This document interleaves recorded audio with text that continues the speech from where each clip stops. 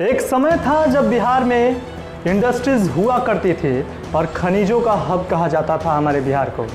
एक समय था जब बिहार में पूरे 28 चीनी मिल हुआ करती थी, पर आज क्या हो गया कि आज ये चीनी मिलों की संख्या महज 7 पे आकर रुक गई।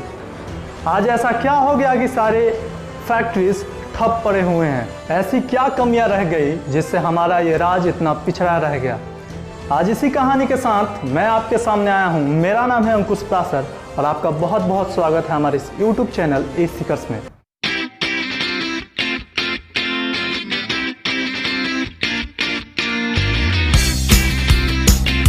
दोस्तों, किसी भी राज्य का आर्थिक विकास सीधे तौर पे उसके औद्योगिक विकास से जुड़ा होता है, और औद्योगिक विकास की बात करें तो बिहार हमारे पूरे इंडिया में सबसे पिछड़ा हुआ है।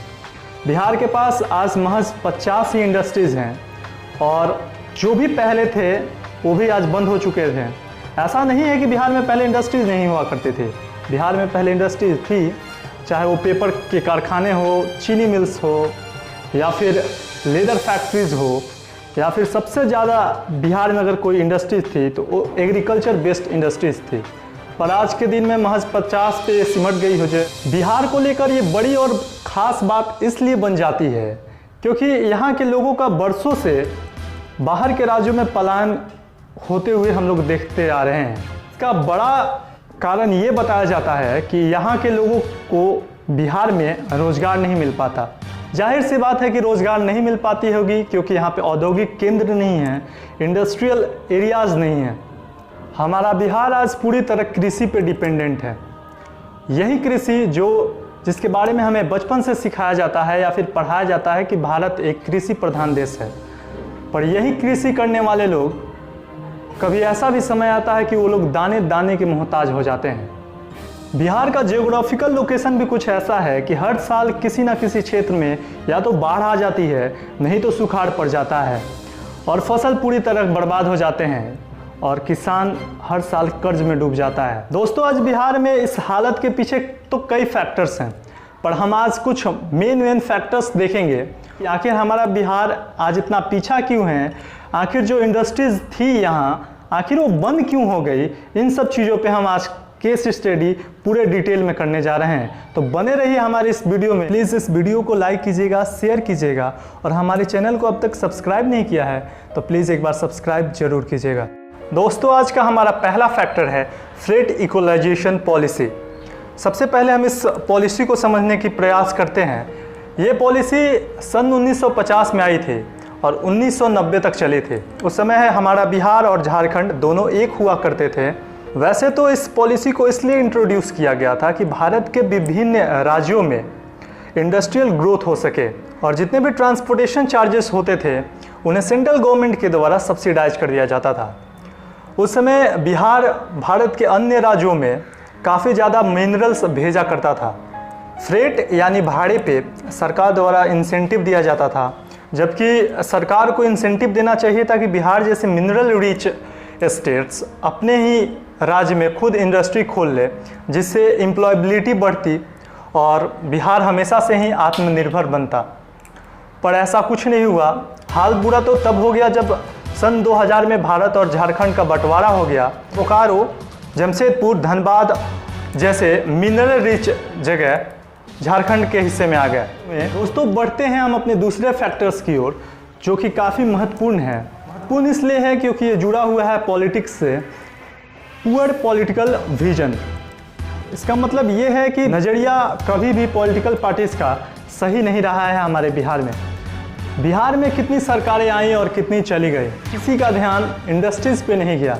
इंडस्ट्री तो छोड़ दीजिए साहब, ना ही किसी ने हेल्थ केयर पे ध्यान दिया, ना ही किसी ने एजुकेशन फैसिलिटी को सुधारने का कोशिश किया, और ना ही किसी ने भूखमरी को मिटाने का कोशिश किया। खैर छोड़िए, इससे किसी को क्या फ़र्क पड़ता है। सब लोग अपनी राजनीति की रोटियां सेकने में लगे हुए हैं। बढ़ते हैं हम अगले फैक्टर्स की ओर, जो कि है अंडर इन्वेस्टमेंट। अंडर इन्वेस्टमेंट का मतलब वो होता है दोस्तों कि कोई भी इन्वेस्टमेंट की जाए लेकिन उस प्रकार नहीं की जाए जितनी की आवश्यकता हो। ठीक बिहार में उसी प्रकार इन्वेस्टमेंट की गई है, चाहे वो एजुकेशनल सेक्टर्स हो या फिर इंडस्ट्रियल सेक्टर्स हो। अगर आप कहें तो हम इस टॉपिक पे एक अलग से वीडियो बनाया जा सकता है, ये एजुकेशन सिस्टम ऑफ बिहार के ऊपर। तो आप अगर चाहते हैं कि मैं इस टॉपिक से रिलेटेड वीडियो बनाऊं तो प्लीज़ कमेंट बॉक्स में ज़रूर लिखिएगा। बढ़ते हैं हम अगले अपने फैक्टर्स की ओर, जो कि है करप्शन। करप्शन का मुद्दा बिहार में हमेशा चर्चा में रहता है, क्योंकि यहाँ के बाहुबलियों के द्वारा जो कारनामे किए गए हैं वो पूरे दुनिया में किसी से छुपा नहीं है। वो चाहे मर्डर्स हो या फिर रेप हो या फिर दादागिरी या फिर उनकी गुंडागर्दी, इन सब चीज़ों से पूरा भारत वाकिफ़ है। और यही कारण है, यही मुख्य कारण है कि जिसकी वजह से बाहर की कंपनियां हमारे बिहार में नहीं आना चाहती हैं। वो अपना सेटअप बिहार में नहीं खोलना चाहती है, क्योंकि उन्हें जितना टैक्स नहीं देना पड़ता है सरकार को, शायद उससे कई गुना ज़्यादा उन्हें रंगदारी टैक्स देना पड़ जाते हैं इन बाहुबलियों को। तो इन सब चीज़ों पे सरकार को काम करनी चाहिए।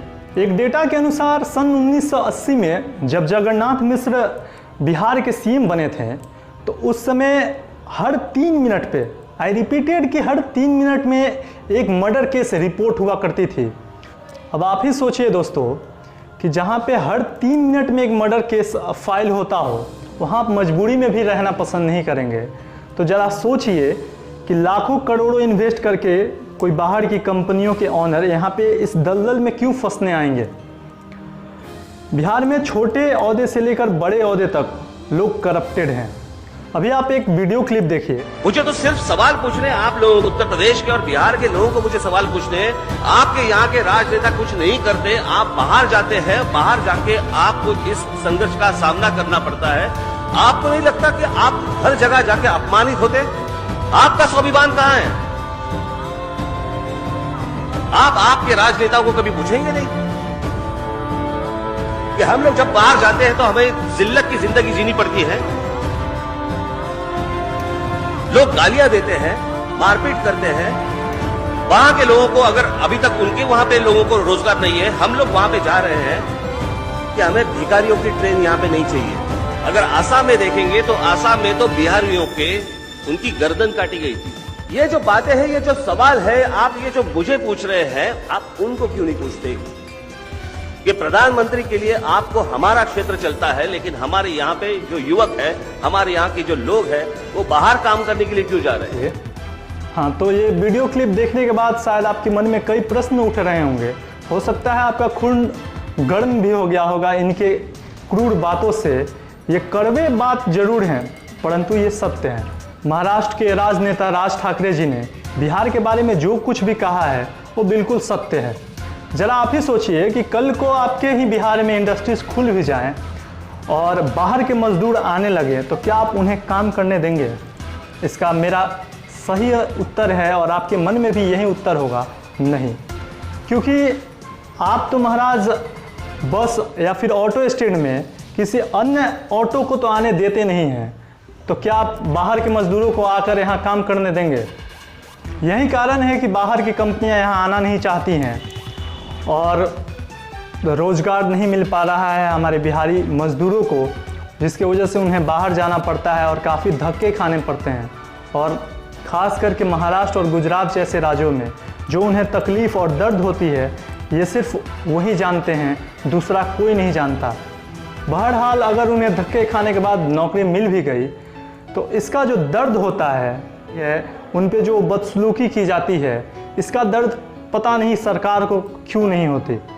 जिस नीच भावनाओं के साथ बिहारी मजदूरों को देखा जाता है बाहर के राज्यों में, इससे हम सब वाकिफ़ हैं। तो इन्हें बदलना होगा, हमारे बिहार में ही अपॉर्चुनिटी क्रिएट करनी होगी। बिहार पूरे भारत में 74% लीची का उत्पादक है, यानी बिहार अकेले 74% भारत में लीची उत्पाद करता है।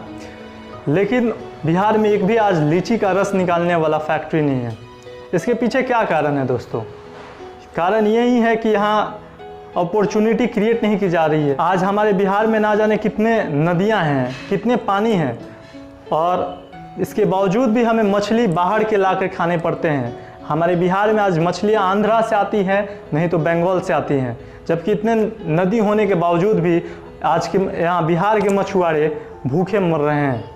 दोस्तों, ये कोविड-19 की वजह से हमारे बिहार में भी एक अपॉर्चुनिटी क्रिएट हुआ है।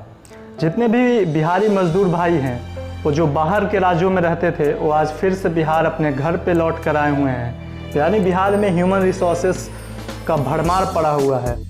अब ज़रूरत है सरकार को कि इस रिसोर्सेस को बेस्ट एंड इफ़ेक्टिव वे में यूटिलाइज करे, जिससे हर लोगों को रोज़गार मिल सके और बिहार का खोया हुआ स्वाभिमान एक बार फिर से लौट सके। आज के लिए बस इतना ही। मिलते हैं नए वीडियो में एक नए अध्याय के साथ। तब तक के लिए अलविदा दोस्तों। Stay home, stay safe. जय हिंद, जय बिहार।